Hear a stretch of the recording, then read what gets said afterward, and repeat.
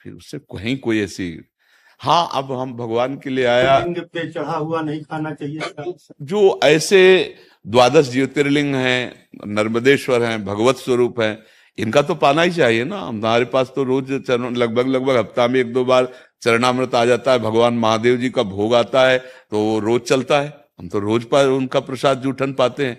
ऐसे नहीं, जो मतलब उस विधान को समझ, और ये अगर हम कहीं भी भगवत भावना करके उनका पाते तो दुर्गति हो सकती है क्या? कौन सा सिद्धांत है? भगवान हरि और भगवान हर में कोई भेद है क्या? तो कुछ बातें समझनी होंगी उसमें। अब हम लोग क्या करते हैं, छल कपट करने लगते हैं, सेवक की जगह स्वामी बन जाते हैं, उस बात का दंड मिलता है। नहीं तो भगवान की सेवा करने वाले की दुर्गति हो सकती। आप शिव पुराण की आपको कथा सुना रहे हैं। एक चोर गया भगवान शिव के मंदिर में। अब वो बेचारे के पास खाने के लिए नहीं था, तो सोच रहा था क्या करूं, कैसे करूं। ये शिव पुराण की कथा है। तो उसके पास कोई प्रकाश नहीं था कि वो मंदिर में देख सके कि कहाँ क्या है जिससे मैं खाने योग्य कुछ चुरा सकूं। तो उसने अपने ऊपरी वस्त्र उतारा और जला करके ऐसे प्रकाश किया। वहां उसको भगवान के जो कुछ आरती पूजा के पात्र थे वो उठा ले गया। मरा। जब मरा तो भगवान शिव के मंदिर में एक कुछ मिनट प्रकाश करने के प्रभाव से उसको भगवान शिव के सामने पेश किया गया। यमराज ने भगवान शिव के सामने कि आपके मंदिर केवल इतने पुण्य, वो पुण्य नहीं है, वो तो चोरी के लिए प्रकाश। वो एक कुबेर बना, पढ़ के देख लेना, शिव पुराण में लिखा है। शिव पुराण में जब उसको भगवान शिव ने कहा इसको राजा बनाया जाए, तब उसकी स्मृति जागृत हुई कि एक वस्त्र को जलाने के प्रकाश से मुझे राजा पूरे नगर में शिवालय होना चाहिए और हर शिवालय में अखंड घी का दीपक होना चाहिए। उसके परिणाम स्वरूप कुबेर पदवी में आज भी बैठे हुए भगवान शिव के मित्र बने।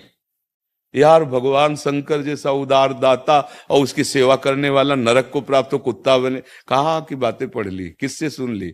अब जब बातें रहस्य में नहीं आ रही, हम फिर भी कह रहे हैं स्वामी नहीं बनना है। स्वामी के लिए जो वस्तु है एक बार सामने उनको अर्पित करो और इसके बाद प्रसादे सर्व दुखा नाम हानि रस्सी उपजाते। अरे यार कैसी बात, मतलब यही समझना होने पर फिर तो जितने शिव मंदिर है, जितने शिव पूजा करने वाले, फिर तो हमारी तो शिव पूजा से ही उन्नति हुई है। हम शिव पूजा से ही आज जो कुछ प्राप्त कर पाए हैं, तो हम कैसे बात मान लेते हैं? इनकी बात जाने दो। हम कह रहे तुम अंगूठे में ऐसे भावना करके करो, अभिषेक मुक्ति हो जाएगी। शिव भावना तो करो तुम। बालू की शिवलिंग नहीं बनाया जाता। अरे यार कभी ऐसी बातों में, हाँ बात उसको अंतर की बात समझना। शास्त्र में लिखा है उसका कुछ रहस्य होता है, वो बिना भजन के नहीं समझ में आता है।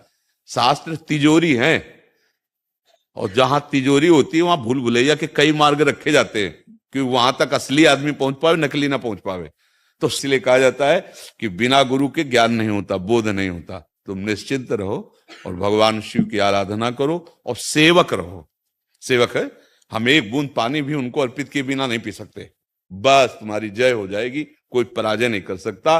और जहां हम स्वामी बन जाते हैं प्राय, क्योंकि प्रभु कुछ बोलते तो है लैला, तो लगता है कि अजय आया कि आप ये चढ़ा दीजिए, प्रभु को आप दे दीजिए।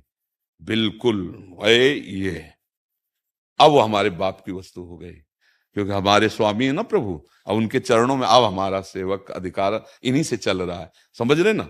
और आप तो कहीं किसी एक पवित्र जगह का नाम ले रहे हैं, हम तो काशी की बात कर रहे हैं जहां घर घर शिवालय है।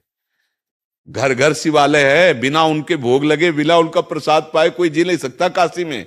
जैसे यहाँ कहीं भी भोग लगाओ जय जय श्री राधे बोलना पड़ेगा, महारानी जी का धाम है, ऐसे काशी भगवान शिव का घर है।